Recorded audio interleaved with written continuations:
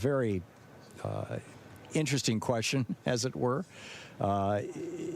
Here at the Democratic Convention, I mean, speaker after speaker was pointing out how the Biden presidency and now the Harris-Walz campaign are basically rewriting the economic rules of our country to bring back the middle class.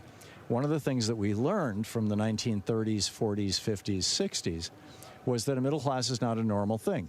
When Franklin Roosevelt came into office in 1932, only about 10% of America was in the middle class. It was mostly shopkeepers, lawyers, doctors, things like that, entrepreneurs. And, 90% or 85% of America was the working poor. And he changed that. He with so-called big government. Big government created the American middle class out of nothing, and or out of, a very small middle class. And so what happened was in 1951, this fellow named Russell Kirk, and my apologies to those of you who have heard this rant before. I've been talking about this for 21 years, because I remember it well. My dad was a fan of Russell Kirk, right? In 1951, the year I was born, Russell Kirk published this book called The Conservative Mind, From Burke to Eliot. Edmund Burke, of course, was the famous British conservative in the 1790s who argued that hairdressers and tallow makers, candle makers, should not be allowed to vote because it does considerable violence to society. So anyhow, Thomas Paine, on his way to France to get arrested in the French Revolution in 1791, visited Edmund Burke and spent 2 weeks there, got in a huge debate with him, wrote an entire book rebutting Burke. But the point that Burke made, and that was widely believed in England in the 1790s, was that if the middle class ever became larger than 15 or 20% of the population, it would represent a political threat. They believed that you had to have orders and classes, that you had to have people at the top who really knew what they were doing. You had to have kind of this meritocracy, but a meritocracy by birth first, thus the House of Lords, which was a hereditary peerage. And that was something that had been, by and large, rejected by the founders.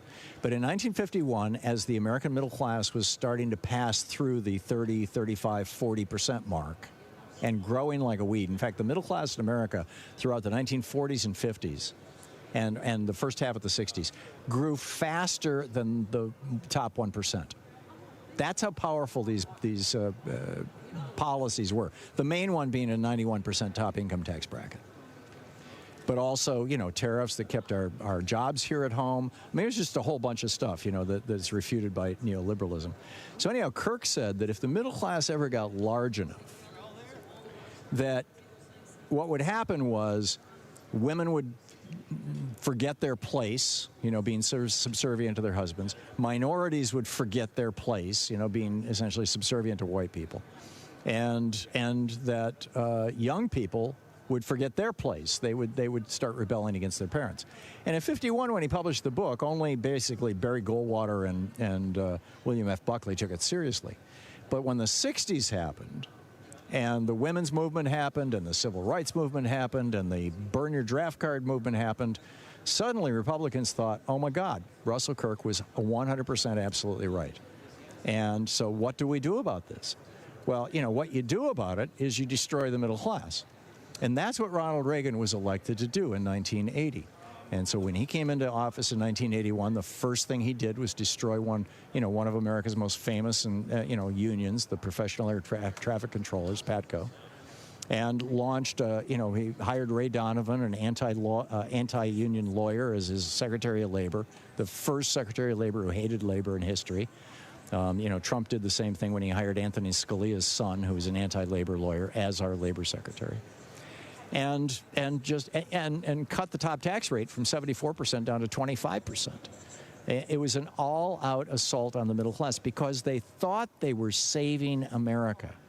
They thought if they ended free public college, they thought if young people had skin in the game, if they were afraid that if they got kicked out of college, they wouldn't be able to afford anything, they'd be broke.